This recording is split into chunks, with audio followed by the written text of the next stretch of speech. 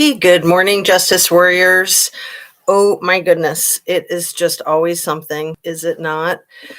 One thing after another. So here we are. It is just a few minutes after 9 o'clock on Wednesday, January 18th, 2023.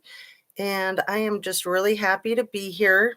I'm just so psyched to have my channel and to have my viewers, and I appreciate all of you so very much. I can't even tell you. So let's get right into this Idaho 4 case. Just yesterday, I think that many of us felt like we were wrapping it up for temporary, correct?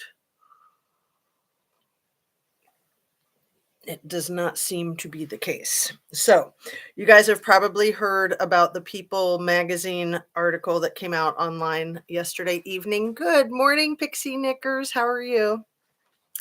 Did you see the People magazine article? I'm sure most everybody did. That says that the criminal defendant had been sending messages on Instagram to at least one of the victims. And I don't think there's any information hinting as to which one. Good morning, Dilly Owens. Um, but I think we all have our guesses, correct? And Alistair Grant, good morning, America. That's funny. Um, let's see, I'll go ahead and tag Pixie Knickers. It's like I have to start tagging them just so that I am doing that, because otherwise I'll forget. So I have been up for quite a while this morning, and I got caught up on the which was it? I just keep getting them confused. Dateline. So I finally got to see the Dateline, which is, I think, probably the best one of the three specials about the Idaho 4. So I started to watch the 2020, and I had already seen the 48 hours one. So I was surprised, not to point out the mistakes, but I'm just saying we're all human. We all make mistakes. Even on the Dateline, they made that mistake of saying that the traffic stops in Indiana on December 15th were just a few minutes apart. Like, that's crazy. According to the footage with the timestamp on it, it was like 5 hours apart. So who knows? Pixie Knicker says, I didn't see that article, or at least I can't remember. There's so much info out there. So you have heard of this Instagram account that was being communicated from the criminal defendant, but it doesn't look like the messages were ever received by the person that he was sending them to, which is one of the victims. So I just want to jump right in. I have a couple of pages of notes. You know how I don't believe in coincidence at all. Let's just go back to that photograph, the still shot from the night of the quadruple murder. The unaliving, shall we say. Let's go back to that still shot from the bar 2 hours prior to the hideous tragedy. Allegedly, Jack D is sitting on a bar stool speaking to Maddie and Kaylee. And then you see Hoodie Guy, which is Jackass, over on the side, and Adam, who works there and was Jack D's roommate at one point in time. And then an older gentleman that resembles James Fry quite a bit, but his face is missing. It's missing, people. Like, look at that photograph. I have it in my community tab, and I think I used it on my thumbnail for one of the videos yesterday. Why is that face missing? That is so creepy. It's like a horror movie, Twilight Zone kind of thing. Obviously, they're trying to conceal the identity of that gentleman that looks like he's roughly 50 years old. And Jack D's face isn't blurred out at all, but I hadn't thought that it was Jack D. But then a bunch of people were confirming that it was Jack D. And then apparently Kaylee's own father has stated that that was indeed Jack D at the bar 2 hours before the quadruple homicide. So why was that information suppressed? That's crazy. That just has me flying the red flags. Like, what's going on here, people? Why would that be kept secret? And then he had this story that he didn't go out that night, that he stayed home, and his roommates were able to vouch for him because they didn't see him leave. And then the story changed to that he had gone back home to visit his family in Coeur d'Alene, a couple hours away, 90 minutes or so. And then now a third story. He was at the bar with the girls a couple hours before this happened. It's really bizarre. Like, I can't get over that. And I'm glad to see in my comments there's a few people with me on that. Like, I just want some answers. That's all. Um, so let's see. Sifa, did you see my Trinity video last night? And this morning I released it after speaking to Nevada County. I have not, Sifa. Thank you for pointing me to that.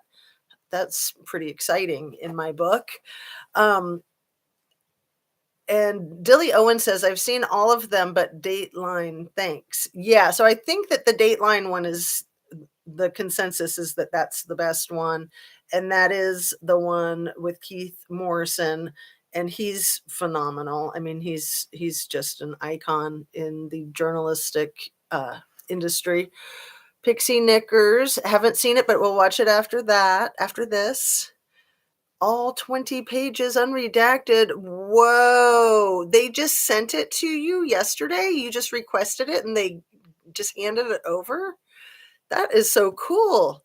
You know, I had thought that there's always the possibility that the person that you are speaking with or sending the email to, there's always the possibility that they're on your side and that they're really happy that somebody is asking for this record. So there's that. Wow, that's super exciting. So, yeah, why has this never been disclosed about Jack D being at the bar until that still shot was quote unquote leaked, which was, I looked through the records, it was about December 27th that it was leaked. It was about December 29th that it was being determined to indeed be Jack D and not just a doppelganger. And then December 30th was the arrest of the criminal defendant. And nobody ever looked at that screenshot again, in my opinion. So, and even me, like, I kept forgetting about it and then remembering it and wanting to bring it up and then getting distracted by a bunch of other things. Dilly Owen says, absolutely, this is so many questions with a little bit of peppered solid answers. And Sifa says, the lady was really nice. I even uploaded a short of what she said when I asked her about the stamp. Oh, how cool. That's awesome. That is excellent. Good to hear. That's good news. So I really want to know why Jack D's story changed 3 times. I feel like that has to be discussed on the official record. He just created an Instagram account for the puppy dog, and yeah, that's super cute, but why am I getting the Jagger vibes from it, you guys? I want to say I'm sorry, but I am getting the Jagger vibes from like horrific, hideous slaughtering of 4 beautiful, young, promising college kids to cute puppy dog photo. It doesn't jibe. It absolutely hits me the wrong way. And I'm all about cute puppy dog photos. Really, I am. I'm getting Jagger vibes. I just got to say it. Anybody else out there getting Jagger vibes? Please speak now or forever hold your peace. Tiffany Crockett says, all that was hearsay from social media. They checked him, checked his phone, body, parents, roommate, etc. Parents knew, law enforcement knew, which is why they said he was not a suspect so early. And the parents asked him to take off his shirt and show his arms, and they took pictures, and he cooperated with all that. He offered for them to check his car. It's Tiffany, I don't think it's all hearsay from social media. I think that Steve Gonzalez has said that, yes, indeed, that is Jack in that photograph with Kaylee and Madison 2 hours before the quadruple homicide. So, I don't want to apologize for asking the questions. If he's innocent, fantastic. But if he's innocent, he also should be glad that no stone is being unturned in trying to find out the truth of what happened to Kaylee, Madison, Ethan, and Xana. Um, it just goes with the territory. Everyone's a suspect. I have told you guys that a lot of my close friends were super close with Mia Zapata when she was murdered on Capitol Hill in Seattle in 1993. It took 10 years for them to solve that case. And for 10 years, everyone in her circle of friends was suspicious of everyone. And that is just life. When you have a situation like that, you need to appreciate that everyone is going to be under scrutiny. I don't think that that's mean by any stretch. And what upsets me about the way that her ex-boyfriend is handling this is I feel like he's being a narcissist. Like he's just like, oh, poor me. People, were blaming me and it's so sad. What about what happened to her? Why is it about him? I mean, that's just me. Call me heartless if you want. That's my story and I'm sticking to it. I am still going on that was the cop and that bizarre that Jack's alibi has been broken and nobody cares, Alistair Grant. Um, why is the guy who looks like the police chief, why is his face literally erased in that photograph? And if it's not the police chief, why is it erased? Um, let's see. It seems like a lot of stories in this case have changed and it's a bit off to me. Oh, I got a new one for you, Sifa. We just didn't want to believe that Jack D wasn't the one. I'm fine with him not being the one, Tiffany. I am 100% fine if he's not the one. Just because he didn't have cuts on his hands, arms, doesn't mean that he had zero involvement. All of those people that were at the bar with them in that screenshot 2 hours before they were hacked with two of their roommates, all of those people need to be interrogated, not just interviewed, interrogated. Um, they may know something, they may not know something, but yeah, anybody who's not involved, that's great. I mean, it's a hideous nightmare. And yeah, I would certainly hope that it was nobody close to them. And it's kind of easier to handle it, I think, for it to be just like a boogeyman from out of town than to think that it could have been somebody who was close. Um, hey, at the scene with Haley V. Am I just hearing all of this now? What? Which photo are we talking about, hun? Still talking about that photo from the night of the quadruple homicide. The one, the screenshot of the surveillance camera in the back of the corner club from approximately 2 hours before the sad, horrific incident. Did you already talk about the fact that 2 entire pages were redacted regarding the stabbing of Ethan? No, I have not, Katie Van. I've not talked about that, and I don't have that in my notes, but I will write that down for this afternoon. Because yeah, that is fascinating, and why? Um, let's see. Well, it was Jack, but we didn't law enforcement, they cleared him. I'm guilty too, believed it was Jack D too. Law enforcement clearing people is often a tactic that they use. So them saying that somebody is cleared is kind of meaningless. Um, I am still looking at the primary suspect as the criminal defendant that's been arrested. However, it seems less and less likely to me personally that there was no one else involved. I mean, just the whole timing of it. Like, they were on the Twitter feed at the grub truck. There was that white pickup truck that pulled over and parked right behind them when they were walking to the grub truck. Like, what was that white pickup truck? And what about all of the white Elantras? What about the white Elantra that was parked in front of Jack D's house? Like, the white Elantra that the primary suspect, the criminal defendant, was driving isn't the same year as the one that they were looking for. I'm not trying to be conspiracy theorist, people, but could there be more than one Hyundai Elantra in this situation? Um, I just want the truth. That's all. That's all.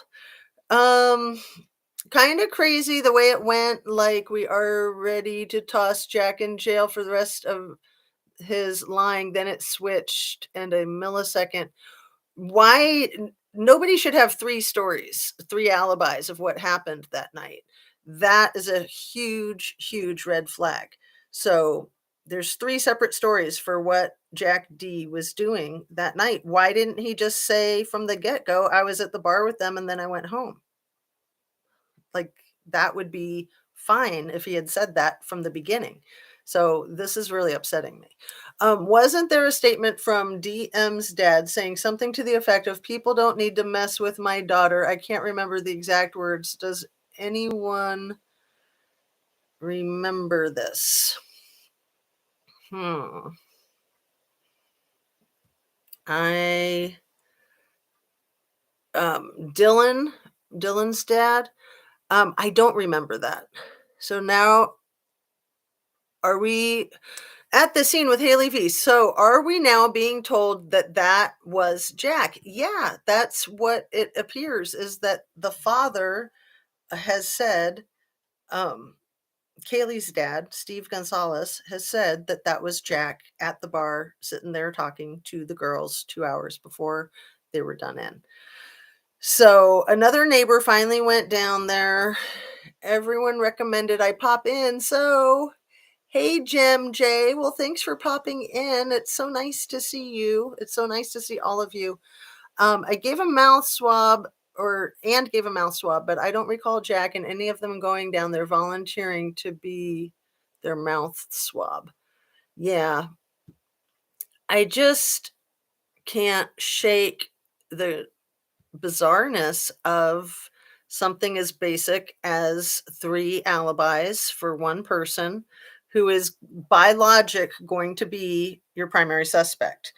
And then let me just get on with my notes. We're already at 17 minutes. So the system down, the informational technology system was down on the morning of the crazy quadruple slaughter. I'm now getting the information that it went down at 6:34 a.m. So I don't know if you guys have heard that, if that's accurate. But it's very, very strange. And yeah, I do want to know what is going on with the 2 pages redacted of Ethan's injuries. So do you guys know that there was a hit and run in front of the criminal defendant's apartment at around 11:30 the night of the quadruple homicide? Okay, I just heard this on Bed Crime Stories, so I want to give her a shout out. There was a serious hit and run accident in front of the criminal defendant's apartment, um, called Twinkle Toes or something like that, Tiptoe Apartments. It's a funny name. um, so late on Saturday night, the 12th of November, and a 19-year-old sorority girl was arrested for drunk driving and vehicular assault. 2 people were seriously injured. I think they were pedestrians. So the police were in front of the criminal defendant's apartment for hours that night with this serious injury and the hit and run. So they were there when he left, and I think they were still there when he got back. I think that's what it was said. Um, Steptoe Apartments. Sorry, I didn't mean to make light of anything at such a moment. The Steptoe Apartments is where the criminal defendant lived, and then the Coffee House Apartments is where the man who was shot by the SWAT team lived. So let's see. The criminal defendant, I believe, is enjoying too much attention from all of us. So I wanted to bring that up and to see what can be done about that. Of course, we want to keep talking about this case and honoring the victims and getting to the truth. But this guy, if he did do it, if he is guilty, is just loving the spotlight. I mean, that's so much of why they do it, right? Um, Haley V says this is crazy and changes everything. Are you talking about the photograph of Jack D talking to the girls? The thing that's so crazy about it to me is keeping it under wraps and not letting that information out until that photograph, that still shot was leaked allegedly on December 27th, so about 6 weeks after the tragedy. And then here we are another 3 weeks from there, and it's just becoming apparent. That's 9 weeks. 9 weeks from the time that it happened until Jack D's real alibi is revealed. That's ridiculous. Maybe the words "has anyone else been arrested yet" I think has more meaning than we think. And it could be Alistair Grant. It could be that there's a handful of people involved. I want to say that typically when an unaliving occurs, there is more than one person involved. And that's just with one unaliving. So with 4 unalivings, chances are extremely high that it was not just one person. When he said that, when the criminal defendant asked if anyone else had been arrested, we all know that that was something similar to what other serial unalivers have said at the time of their arrests. And, just like throwing a curveball to law enforcement, to the authorities.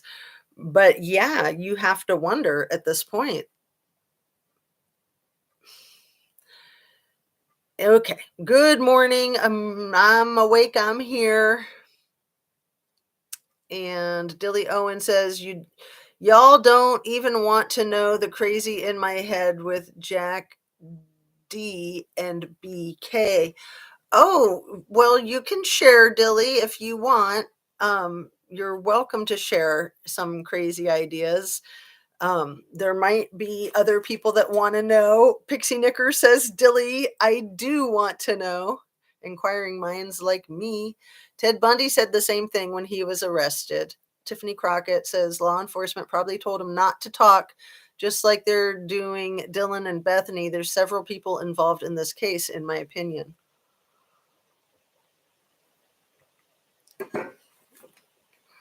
Interesting. So, yeah, I only just found out last night that it wasn't just Ethan's brother Hunter, but it was also his sister. Is her name Millie? That were 2 of the people that came to the house prior to law enforcement coming to the house. It's still so unclear how things occurred and why it took 8 hours, and how many people were there present, and what had they seen that made them call 911, because obviously they're not just going to call 911 because people's doors are locked, if indeed the doors were even closed. I don't think we even have clarity about that, do we? Um Yay, Mrs. Amir Zaza says I made it today. Yay, yay, yay. And I apologize for some of the comments that I've been missing. I'm trying to do a balance here because I've got so many notes. We're already at 25 minutes, so I do want to try to squeeze a lot into these last few minutes. I'm curious to know what the 10 calls to Jack were about. Exactly, Jay. Thank you. That's exactly right. Like, what were the 10 calls about? And Did he try to call them back in the morning? What was his reaction when he found out? Was he there at his apartment looking out across the road wondering why there were emergency response teams out there? Um, my spidey senses say panic calls.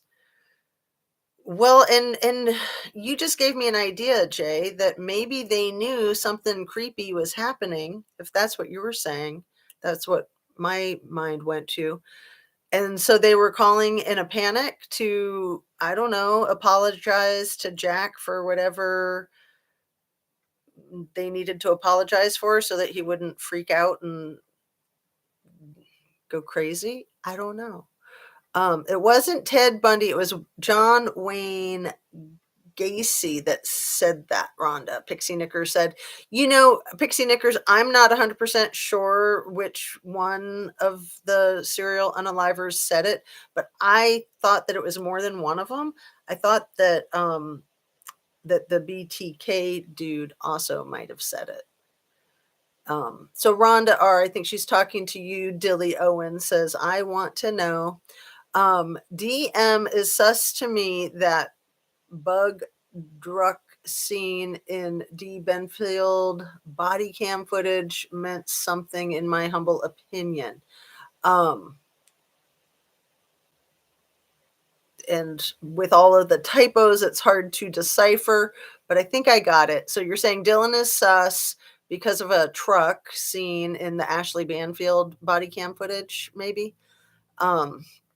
Dilly Owens says, Pixie Lakers. I think that was Pixie Knickers. I am scared to even put it out there. It's not something I believe happened. Crazier things have happened involving JD and BK. I can send it to you later. Do you have her email? Do you guys want to trade emails in the chat? You're welcome to do that if you need to. Or you could send me the emails. My email address is justice, ATOOZ. Did I say that clearly? Justice, ATOOZ at gmail.com. If you guys each want to send me an email, I can forward the emails to each of you and then you'll have each other's email addresses. That's one way to do it. For all I know, you guys already have each other's email addresses. Jack was the closest protector if they didn't feel safe. Yeah, that's a really good point. Mrs.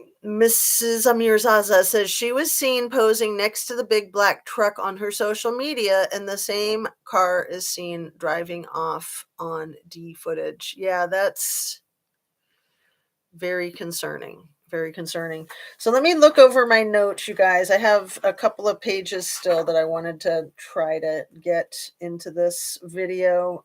If I can't get it all in, I can put it into the afternoon video.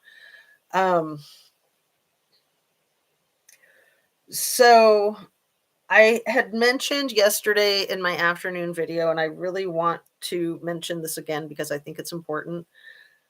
The fact that there was no essay at the horrible unaliving is fabulous in my opinion. I mean, I just think essay is the most grotesque thing in the world. I mean, of course, what happened is grotesque, but you know what I mean. But I want to say that I really feel like this whole incident was sexually motivated. So I feel like that's important because it's important to understand the motivation. They haven't talked about that yet at all. But if these reports of the Instagram messaging are accurate, then that it points to a sexual motivation.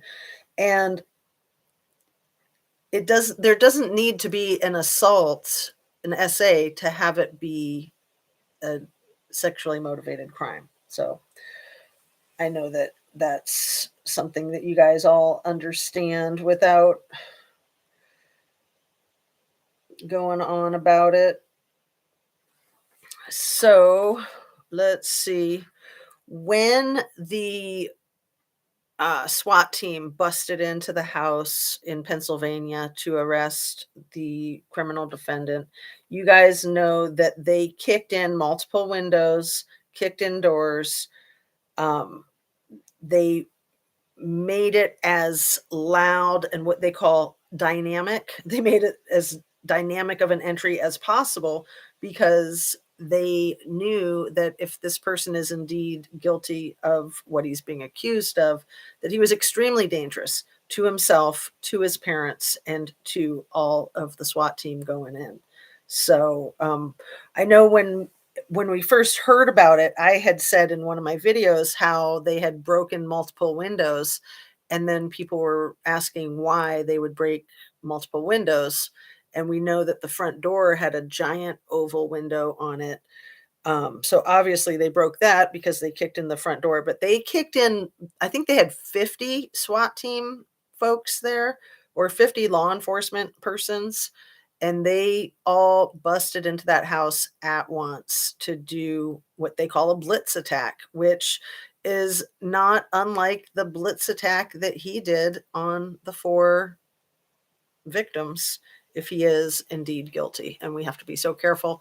Did I do my disclaimer? I don't think I did. I did, didn't I? I'll just do it again. I'm sorry. Everything I say is my opinion only, simply for the sake of conversation, hoping to open up a discussion, hoping to be educational, and made specifically for YouTube and entertainment platform. Please hit that like button, the thumbs up, share and subscribe if you feel so inclined. And I'm going to read a few more of your comments and get through my notes and then wrap it up because we're just over half an hour. And then on the afternoon video, I am going to get to that issue of Ethan and his injuries. And I apologize for missing so many of your great comments here. Pixie Knicker says, okay, cool, Dilly Owens. Yes, I'd love that, Jazz. I'll send an email to you and we can talk through email Dilly. So yeah, I'll just forward them to each other. So as long as I have both of your emails, I can do that. So both of you have to email me for it to work. Monique Cole, and I know that you guys both have probably emailed me already, but just go ahead and do it again. So I've got it handy. Could Jack have known about BK and the ex-Marine? Good questions. Remember, I mean, BK put those advertisements out on Reddit. Is that where he put those? The questionnaires? He could have been meeting a lot of people through that. Yeah, it's weird. It's funky. And yeah. I don't think that the guy was an ex-Marine, the SWAT team guy though, Monique. I think that he was an Army vet, so I just want to be clear about that because the sheath that was left behind, either intentionally or unintentionally, had the Marine insignia on it. So the man who was shot by the SWAT team was an Army vet, so not Marine. Thank you for answering your comments live. It's nice to be part of this group. Oh, that's sweet. I love you guys in here. And I also like to try to keep things succinct. So, I could go on easily for an hour with every single one of these lives. Just reading your comments, probably. I mean, seriously. So I come in with my notes that I could probably squeeze into like 20 minutes if I didn't have the live, maybe 15 minutes, but then, trying to balance it because I feel like I've got information that I want to share with you guys, and you guys have so much great information, and it's just fun. It's really fun. So I appreciate you guys. And like, I do like to apologize for missing some of the comments because I'm sure I'm missing some good ones. Mrs. Zaza says, unless they were getting rid of the drug stash before they called Ellie. That's all I can think. And I hate to think anything of the sort, but it's just not adding up. It's really not adding up. And Sifa says, Kathleen, I love that she reads all the comments. It makes people feel important and included. Much respect to Justice A to Z for that. Oh, that's so sweet and cute because you guys are so important. I mean, People like me, we're always asking you to hit the thumbs up, to like and share and subscribe. Really, watching is always going to be the most powerful thing you can do for helping any content creator's channel grow. Just simply watching. Not, you don't have to comment, you don't have to like, you don't have to share, you don't have to sub. Just watching it is awesome. So it's such a interesting process. But I love the chat. I love the people. We are at 35 minutes, so I am going to speed read through a couple of these, then speed read through my notes and try to keep speaking clearly, and then wrap it for this morning and get on with the day. We do have two strong suspects. Stranger things have happened. And oh yeah, Mrs. Amir Zaza, a knife could be used as a form of essay. And symbolically, I'm talking about symbolically. I mean, yeah, there could be things that we don't even want to think about. And Mrs. Amir Zaza said she's heard 60 SWAT team members. Was the 60 SWAT team members for the Pennsylvania takedown, or was that for the Pullman, Washington situation? But again, we've got to look at how bizarre the synchronicity of that SWAT team incident being on December 14th, when the criminal defendant and his father were already on the road. And, they heard all about it. Probably the criminal defendant was getting the texts or something like that, to shelter in place. Is Jack a vegan? I gotta highlight that one. So yeah, Mrs. Amir Zaza, the SWAT team 60, was that for Pullman or for Pennsylvania? By the way, not to defend the defendant, but 8 hours is plenty of time to place DNA at the scene. So very, very good point. Wow. And you are very welcome, Pixie Knickers. So let's see, replace that pinned message. I don't understand to call people over before you call 911. The crime scene could have been corrupted. So many more questions than answers. It absolutely was. Yeah, it was compromised. Absolutely. And justice makes you feel part of the community. Oh, that's so sweet. You guys are rocking. Monique says a white truck was driving by the three of them when they were walking the street past the store camera. Exactly. That white truck not only drove by the three of them, but it pulled over into like a diagonal parking space. And I've always had questions about that. Like, why would it have been parking there? Was there a reason? Was there a destination that they were going to? Or did they pull over because they saw the three of them? I mean, I'm starting to wonder if the girls weren't being tracked and communications were being made potentially with the criminal defendant. I don't know. I hate to throw theories out that could smack of a conspiracy theory, but if people are conspiring to do something, then it's not a theory, it is a conspiracy. So I think these questions need to be asked. I'll send you mine, Jazz, because I had something I wanted to run by you. I wanted to see if you could get me Kevin Macy's email. Or do you mean Kevin Neese? Kevin Neese's email? And yeah, I can definitely get you that. So I can send him the song I finished. Yes, absolutely. So, okay, for the BK arrest in Pennsylvania, you thought there were 60? Okay, cool. Yeah. I thought 50 was what I heard, but I wouldn't be surprised if I got it incorrect, because I have so much information I'm trying to cover. And it could be that one source said 50, one source said 60. We'll see. But yeah, it was a lot, and they busted that house in. And it's remarkable that they apprehended him without incident. I'd say that's quite remarkable, that was a success, a huge success. The white Elantra shown in the footage early on, Monique, The white truck, okay. Right, so the white Elantra shown early on, they thought was a 2012 model, give or take a year, and then the criminal defendant's white Elantra is a 2015.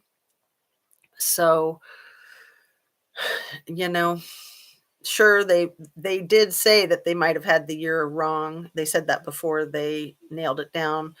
And who knows, maybe that was an intentional misrepresentation to try to keep the criminal defendant from getting too nervous, you know? 31 in chat and only 8 likes. Let's hit that like button on our way in, Justice Warriors, and give Ms. Jazz some love. Thank you. Thank you for that. Um, so yeah, let's see. The 2020 about the quadruple unaliving is Dan Abrams. And I just have to say, Dan Abrams is one of my favorite journalists with this type of situation. I do really respect Keith Morrison a great deal too, but Dan Abrams is my man. So I'm excited to watch the rest of that 2020. And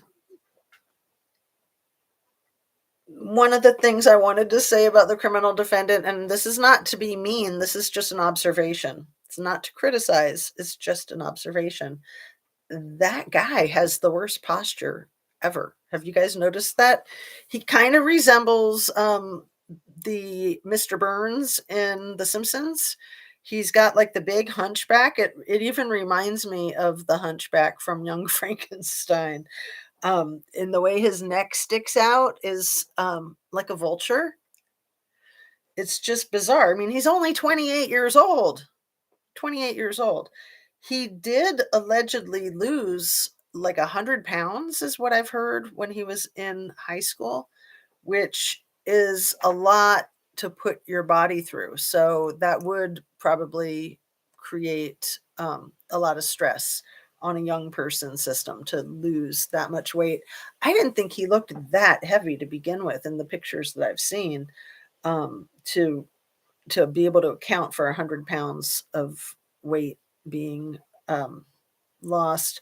I would have thought it was more like 50 or maybe 60 pounds, but who knows? So Xana and Ethan had been together since the spring of 2022, I think, from looking at the dateline in 2020. I think that people had heard 2021 spring was when they got together, but that the accurate is that it was just last year. So they'd just been together for like 6 months. And um, something that I thought was really interesting is that that area of Greek Row where the 1122 residence is um, commonly referred to as Fratlantis, which is a play on the Atlantis. And I just thought that that's kind of fascinating because if you know about Atlantis, that's like a whole mysterious thing.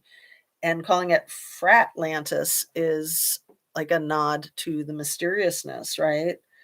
Um, and 5 days before Xana's passing, before this hideous incident occurred, Xana wrote an essay about enjoying the ride, not the destination, which I just thought that that's really cool. Hey, Gumshoe Granny, how are you doing this morning? Um, Monique Cole says, Dilly, please come forth. Yes, let's get it out. It's your last chance. I'm going to try to wrap up for the morning. I don't know why the authorities give YouTube such a hard time. They have helped in cases like Gabby. It's just fodder. I think that the authorities feel very threatened, in my opinion. Authorities feel threatened by YouTube, and old school journalists feel very threatened by social media. They don't know what to make of it, and they don't know how it's going to change everything, right? I'm kind of in the middle there because I'm 55 years old, so I like to be more old school, but I also have fun keeping up with it. And because I have kids, my kids know how to keep up with social media. But yeah, I think that there's a lot of criticism just out of fear, basically. And it's just easy to discount all of it and just to say, oh, those YouTubers, because yeah, anybody can say anything on YouTube, but it's just like real life. Anybody can say anything in real life too.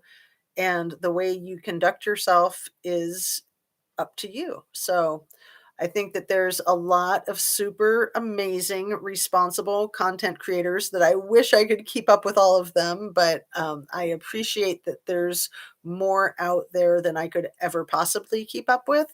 I would much rather have it like that than have the reverse, than not being able to find ones that I really dig. There are just some phenomenal content creators. Oh, the monsters under the bed, they call their channel the Mob Crew.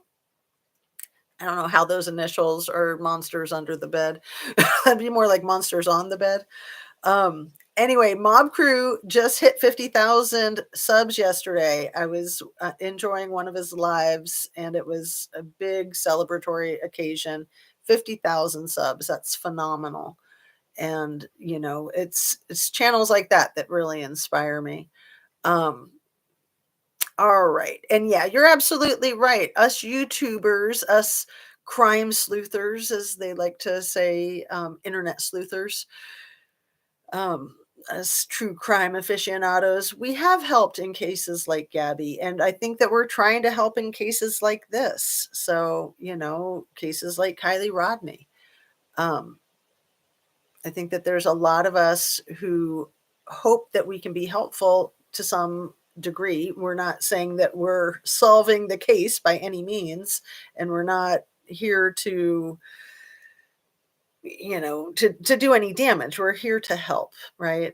I mean, I can only speak for myself, but I feel like that's a lot of the viewers as well. So, because they don't like getting showed up, they want all the praise and attaboys, in my humble opinion. Pixie Knickers, well said. Very well said. And they need to be able to take criticism. I mean, all of us here on YouTube, we know how to take criticism. And when you're putting yourself out there in the public eye, you're going to be a target for critics. Everyone's a critic, right? So you just have to trust yourself and believe in yourself and do what you're going to do. And, trust your instinct, trust yourself, do what you feel like is the right thing. And, having a lot of people question you is, I think, sometimes very healthy, because it helps. For me, it helps confirm that I'm solid in my standing, that I don't care who's criticizing me and what they're coming at me with. If I feel very strongly about something, I'm going to just stay my course. So, on that, I'm going to say peace out, you guys. Have a really good day. I hope that you can get some exercise, eat your protein, eat your fruits and veggies, stay hydrated, have a lot of productivity and relaxation and kindness, and just breathing. So important. So, all right. I am going to see what Dilly Owen said here as the last one to highlight, and then sign off. Let's pick BK's dinner: old beans, still bread, and apple. He'll have to slide down a pool. What? A pool full of alcohol on a razor blade. Oh, you're just mean. Yeah, if he's guilty, I mean, anybody who would do anything like that is just absolutely horrifying. And prayers for the families, prayer for the victims, prayers for all the victims, and let's keep praying for justice. I will see you guys this afternoon, and thank you kindly for joining me. You guys are the bomb, sending you light and sending you love.